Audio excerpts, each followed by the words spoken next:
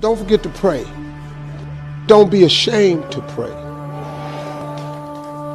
I don't care how dark it looks for you. I don't care what the verdict is. I don't care what the haters say. Prayer changes things. I was told I would never be nothing. Prayer changes things. I flunked out of school. I've been homeless and lived in a car for 3 years. Prayer changes things. It's the one thing that's available to everybody at any given time. Do you know that God actually created you to converse with him? Do you know that God would actually love to hear from you? Quit playing with this here. You're not going to make it without God. If you've tried it so far, tell me how that's working out for you. Don't you think I got here without him? If it wasn't for God, I wouldn't even be standing here today. You need God. Quit being ashamed about it and worry about who looking. Tell him that you're just tired of trying to figure it out for yourself. There are all kinds of people teaching you about when God says yes. But there's very little said about how to survive when life does not give you what you want. I don't need you to tell me how to act when I get healed. I need to teach me how to survive when I don't get healed. Teach me how to stand when it's raining down on my face, and tell me how to keep trusting God when he says no. What do you do when you've asked for a good thing and God says no? And you pray and you pray. You've been overruled. And the devil said, where is your God now?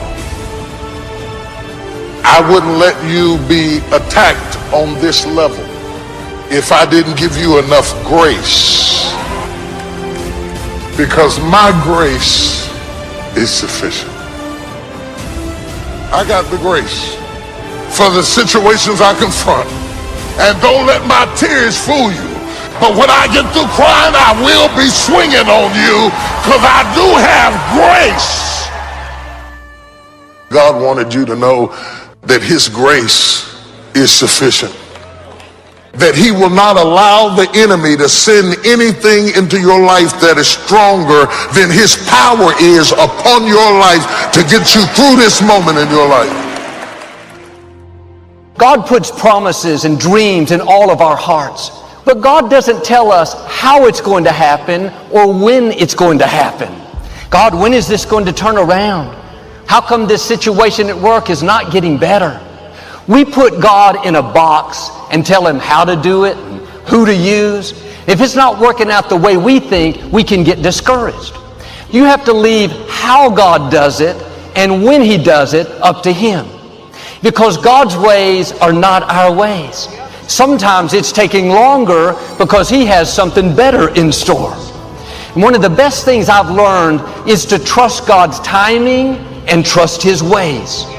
If you're trying to control the outcome and control the time frame, you're going to live worried.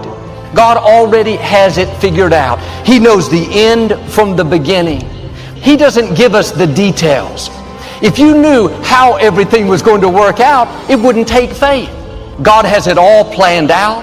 There are good breaks coming, favor, the right people. They're already on your schedule. What's upsetting you?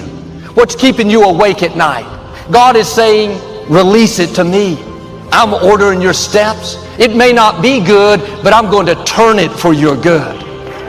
You may not see anything changing. You'll be tempted to worry. Stay at rest. When you're at rest, you're showing God that you trust him. When you're at rest, you're in faith.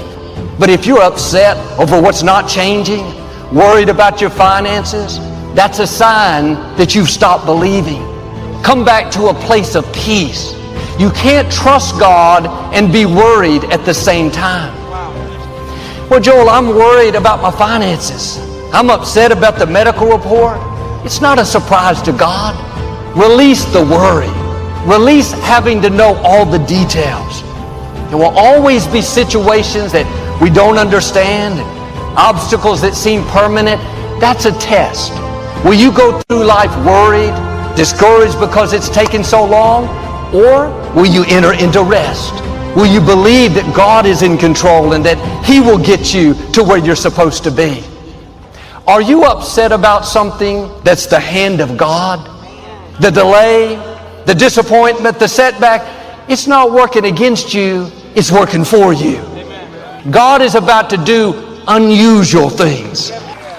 I've learned God doesn't always take us down a straight path.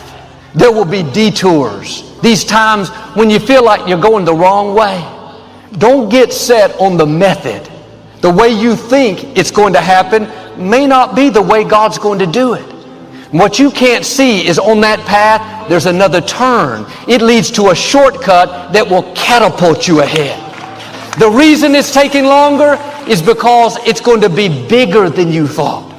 You don't know what God is up to. You can't see what He's doing behind the scenes. Don't be discouraged by what's not changing. Your time is coming. If it hasn't happened yet, then it wasn't meant to be. Instead of fighting where you are, why don't you embrace where you are? I can promise you this, God is not going to be 1 second late.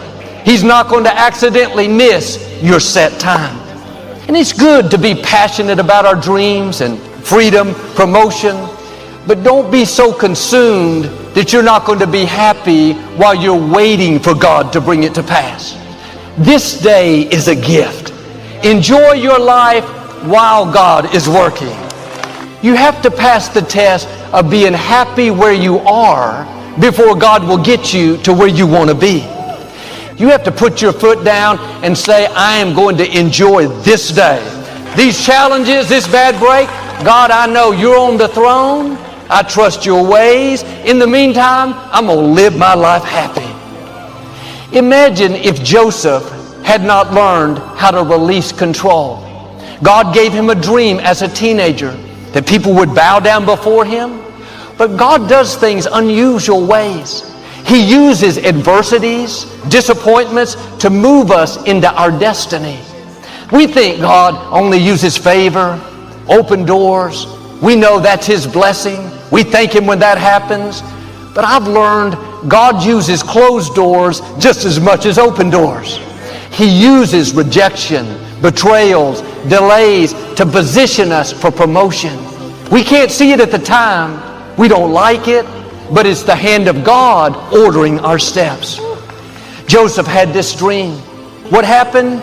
He was betrayed by his brothers, sold into slavery, falsely accused, put in prison. But Joseph understood this principle.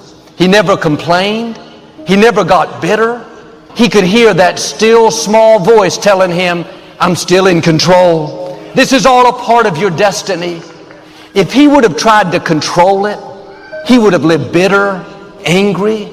Every day he had to release the worry, release how he thought it would happen. 13 years later, he became the prime minister of Egypt. Proverbs says, since the Lord is directing your steps, why try to understand everything that happens along the way? Are you frustrated, upset over a bad break? How do you know it's not the hand of God leading you to your throne? That you're not right on course, on schedule to see what God promised you? God uses difficulties to position us for destiny. What you're upset about is a necessary step. Don't try to understand everything that happens along the way. God works in mysterious ways. There are things that you're not supposed to understand. That's what faith is all about. If that disappointment was going to keep you from your purpose, it wouldn't have happened. This is your chance to say like Joseph, God, I trust you even when I don't understand it. I'm going to keep giving you praise when I could be complaining. I'm going to keep moving forward when I feel like going backwards. So just like old people used to say, I'm just a nobody trying to tell everybody about somebody that can save anybody.